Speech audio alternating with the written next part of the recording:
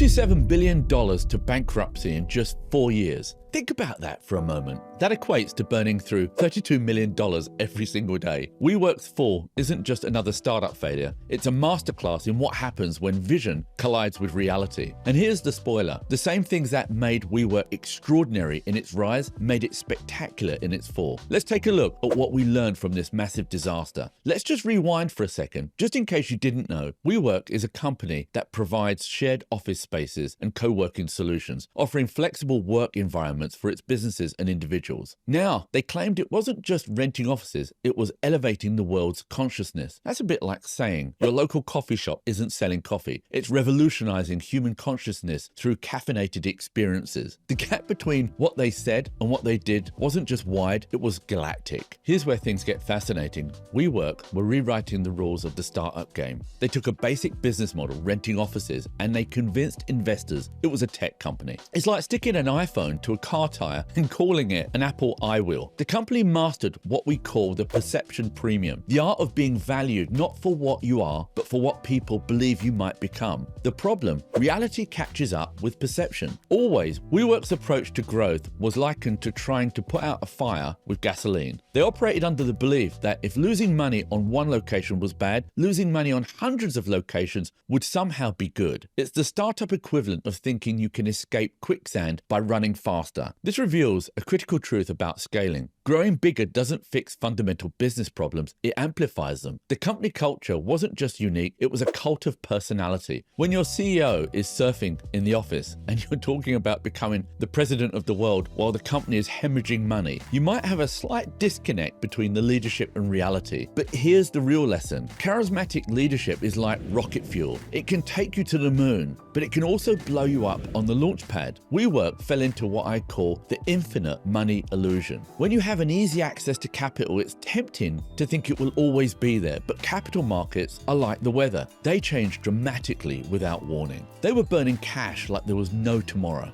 They were cremating it with the confidence of someone who'd found an indefinite money glitch in the matrix. Now, this is crucial. WeWork didn't fail because they lacked innovation. They failed because they confused innovation theater with actual innovation. Adding kombucha on tap to an office space, something WeWork really did, doesn't make you a tech company. Just like putting racing stripes on a bicycle doesn't make you a motorcycle. What's stunning to me and ironic is that WeWork actually had a decent business buried underneath all the hype. If they had focused on being an excellent real estate company instead of pretending to be a tech company, they might have built something sustainable or unimaginably big. The lesson, sometimes the best business strategy is being honest and realistic about what your business actually is. The fascinating thing about failure at this scale is that it creates a kind of entrepreneurial archaeology. Each empty office, each abandoned desk tells a story, but not just about WeWork, about us, about what we choose to believe, about the stories we tell ourselves. Every generation of entrepreneurs has its cautionary tales. The dot-com bubble had pets.com. The financial crisis had Lehman Brothers. And now the startup era has WeWork. But something to really take note of, these failures don't happen because people don't see problems. They happen because people convince themselves the problems don't matter. Look around your own business right now. What stories are you telling yourself? What numbers are you choosing to ignore? What realities are you dressing up in better clothes? The difference between visionary and delusional isn't in the size of your dreams, it's in your willingness to face the reality while pursuing them. Here's what keeps me up at night. Somewhere right now, another WeWork is being born. Another company is raising millions based on a story rather than substance. And somewhere else, a real sustainable business is being ignored because its founder chooses to tell the truth rather than trying to impress people. Which one are you building? Thanks for watching.